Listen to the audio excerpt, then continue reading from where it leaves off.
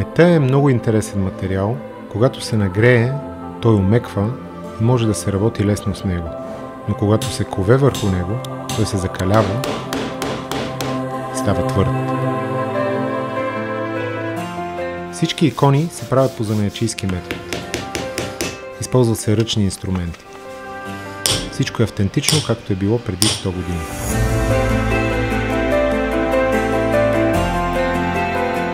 Тук има много ръчна работа. Много енергия се влага в правенето на една икона и във всеки един детайл.